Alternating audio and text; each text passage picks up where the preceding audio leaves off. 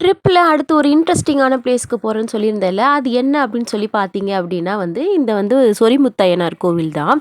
இது இந்த ட்ரெக்கிங் ஏற மாதிரி நல்லா இருந்தது, அழகாக இருந்தது. பக்கத்தில் எங்கே பார்த்தாலுமே அப்படியே பச்சை பசேல்னு பார்க்கறதுக்கு கண் பத்தலை. ஏன்டா ஆண்டவா 2 கண்ணோடு நிறுத்திட்டேன்ற அளவுக்கு இருந்தது. எங்கே பார்த்தாலுமே செடி கொடின்ட்டு அழகாக இருந்தது.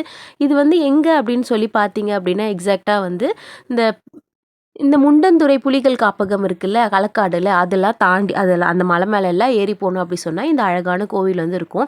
அந்த கோவிலில் நீங்கள் எங்கே பார்த்தீங்கனாலும் நம்ம சொந்தக்காரங்க தாங்க இருப்பாங்க. நம்ம அக்கா, அண்ணன், தம்பி, தங்கச்சி, சித்தப்பா, பெரியப்பா அப்படின்ட்டு ஒரு ஒரு பெரிய லிஸ்ட்டே இருக்கும். இதில் என்ன அப்படி சொல்லி பார்த்தீங்கன்னா, எல்லாருமே அழகழகாக அவங்க ஓடி பிடிச்சி விளாடுறது என்ன, ஆடிட்டு விளாடுறது என்ன, எங்கே பார்த்தாலும் இதே தான் இருப்போம். இதில் என்ன அப்படி சொல்லி பார்த்தீங்க அப்படின்னா இந்த குடும்பமாக இருப்பாங்க சொல்லுமா, குடும்பங்கள் கொண்டாடும் வெற்றின்னு சொல்லிட்டு எதுக்கு சொல்கிறோமோ இல்லையோனா இந்த இந்த மங்கீஸ்க்கு சொல்லியே ஆகணும். ஏன்னா எல்லாருமே அவ்வளோ அழகாக இருந்தாங்க. இங்கே பாருங்கள், ஒரு ஒரு ஃபேமிலி டிஸ்கஷன் நடக்குது.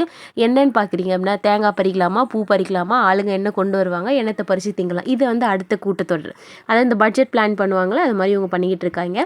எல்லாம் முடிச்சுட்டு வந்த வேலையெல்லாம் பார்த்து முடிச்சுட்டு இந்த ஆற்றுல கொஞ்சம் குளிச்சுட்டு அடுத்து டைரெக்டாக சாமி பார்க்க போயாச்சு. சாமி பார்த்துட்டு அழகாக கிளம்பியாச்சு. அடுத்து இவ்வளோ நேரம் ட்ரிப்புன்னு சொல்லி கோயிலாக சுற்றி இருந்தோம்ல, அடுத்து ஒரு இன்ட்ரெஸ்டிங்கான பிளேஸ் இருக்குது. சப்ஸ்கிரைப் பண்ணிக்கோங்க.